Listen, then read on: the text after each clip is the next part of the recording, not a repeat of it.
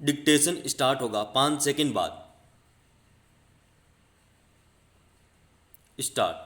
सत्यमेव जयते भारत का राष्ट्रीय आदर्श वाक्य है, विराम, जिसका अर्थ है सत्य की सदैव विजय होती है, विराम। यह भारत के राष्ट्रीय प्रतीक के नीचे देवनागरी लिपि में लिखा गया है, विराम। सत्यमेव जयते को राष्ट्र पटल पर लाने, उसका प्रचार करने में पंडित मदन मोहन मालवीय की महत्वपूर्ण भूमिका रही थी, विराम।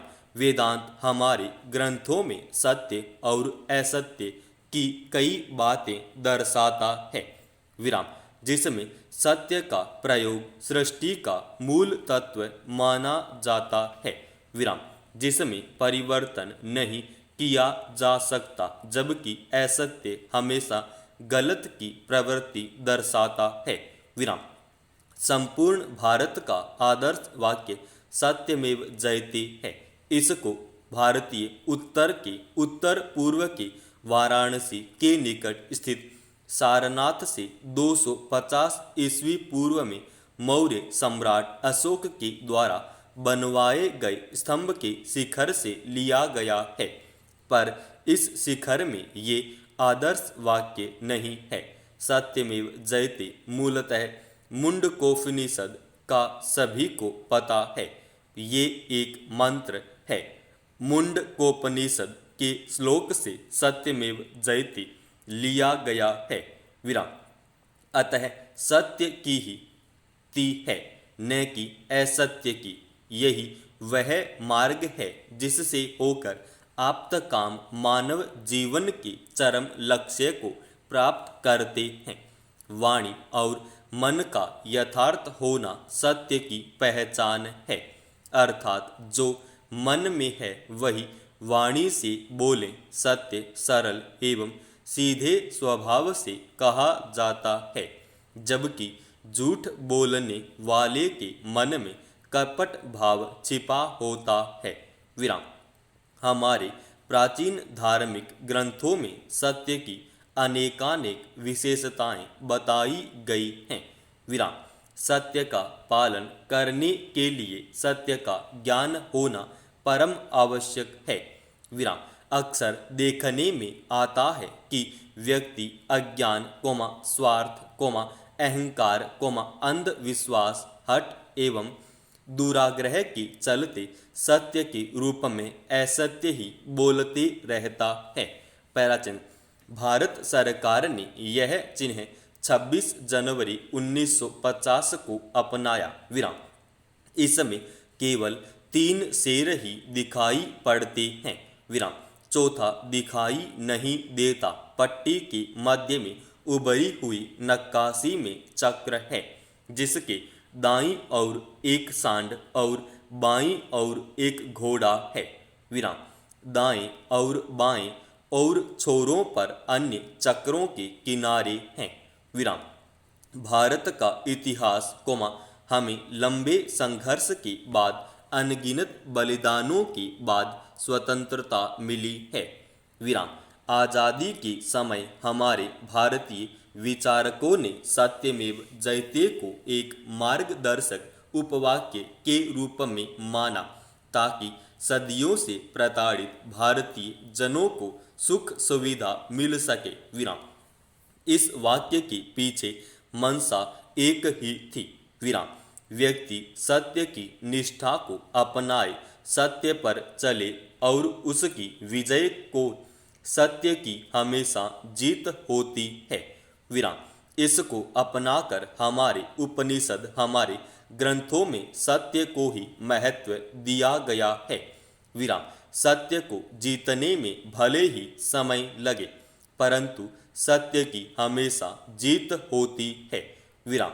सत्य कमजोर पड़ सकता है, परंतु हार नहीं सकता, अर्थात सत्य के आगे लाखों असत्य के आडंबर पैर अड़ाए, परंतु सत्य हमेशा सत्य ही रहता है और इसकी जीत हमेशा ही होती रहती है, विराम। पैराचिन।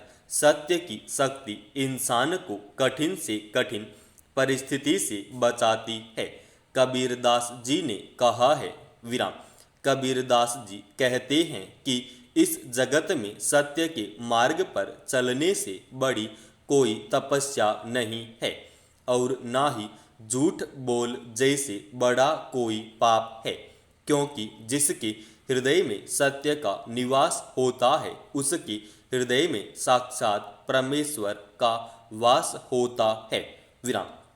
कबीरदास जी के अनुसार इस नाशवान और तरह तरह की बुराइयों से भरे विश्व में बोलना सबसे बड़ी सहज सरल तपस्या है।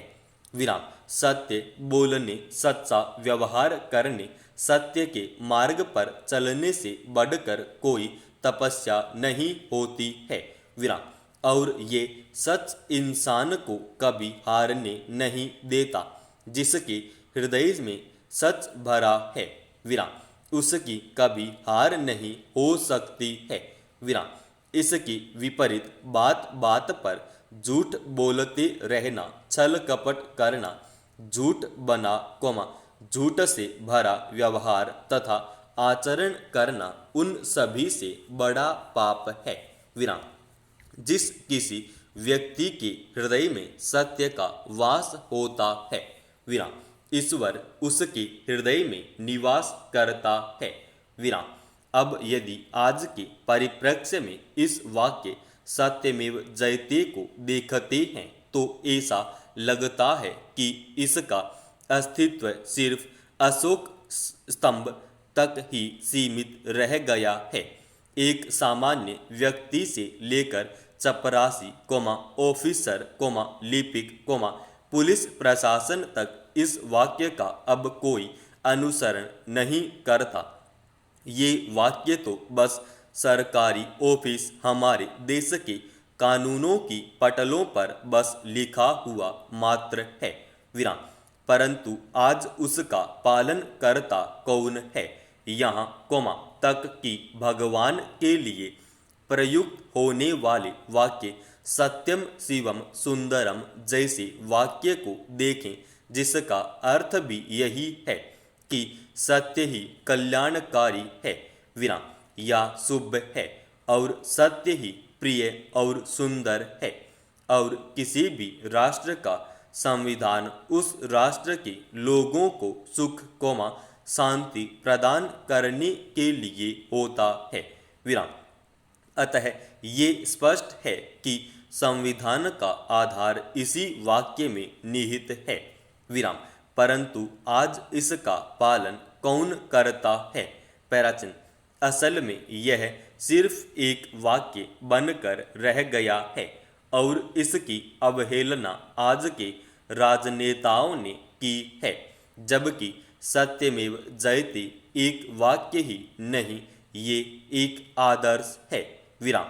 एक मार्ग है, एक जीवन शैली है। विराम। एक परंपरा है। विराम। जिसमें सर्वे भवन्तु सुखिनः की भावना निहित है।